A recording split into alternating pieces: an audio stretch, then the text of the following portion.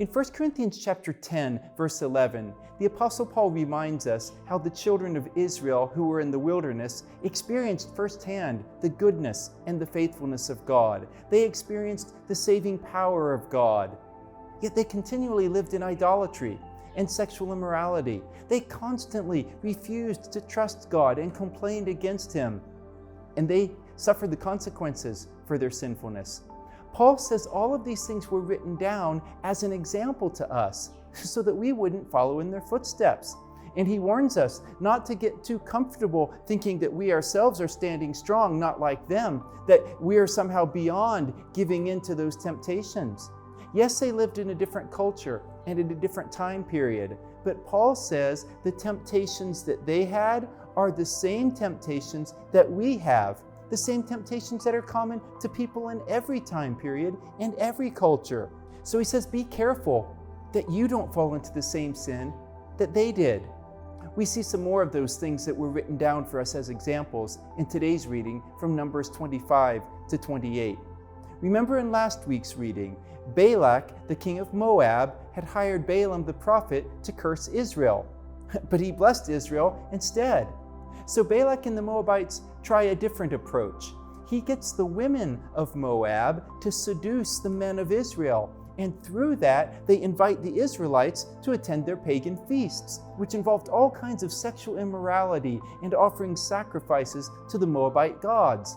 Verse 3 says the Israelites joined themselves to Baal of Peor, who was either a local version of Baal the Canaanite god or a completely different god with a similar name. But either way, it was blatant idolatry. Now, they don't mention Balaam specifically here in chapter 25, but even though it seems like Balaam obeyed the Lord in chapters 23 and 24, in chapter 31, verse 16, it tells us clearly that the women in that area who seduced the Israelites and led them into sin were doing so through the counsel of Balaam. So he wouldn't distort the Lord's word, but apparently he didn't mind getting paid to deceive the Lord's people. And they led them astray in a big way. And so we're told in chapter 25 that the Lord sent a plague against those who had given themselves over to Baal. Then in chapter 26, Moses takes a census of the people of Israel. And interestingly, within the census, several times he makes sure to emphasize places in Israel's history where somebody had disobeyed the Lord and died because of it. Dathan and Abiram, the sons of Korah, and Onan, the sons of Judah, and Nadab and Abihu, the sons of Aaron.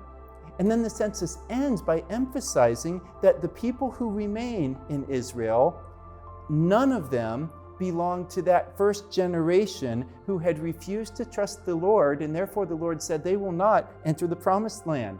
None of them except for Caleb and Joshua, who had trusted the Lord with all their heart. Finally, in chapter 27, the Lord reminds Moses that Moses will not enter the promised land because of the incident in chapter 21 where he clearly disobeyed the Lord in the sight of all the people. And so the Lord tells Moses to appoint Joshua in the sight of all of Israel as the new leader so that they won't be left like sheep without a shepherd. These stories remind us that it is a really serious thing to refuse to obey the Lord, to refuse to trust Him to be God, to take things into our own hands. In other words, to make ourselves our own God. As we saw in yesterday's reading from Hebrews 4, he warns us, don't be like Israel, who failed to enter God's rest, who failed to enter the promised land because of their disobedience and their rebellion. Instead, he says, we can simply trust Him to be God.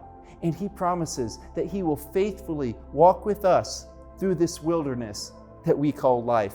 And He assures us that we can cling with certainty to the hope that He will one day take us safely into our promised land, where we will live and walk in freedom with all of the people of God from every culture and every time in history, in the presence of the Lord, whom we all love.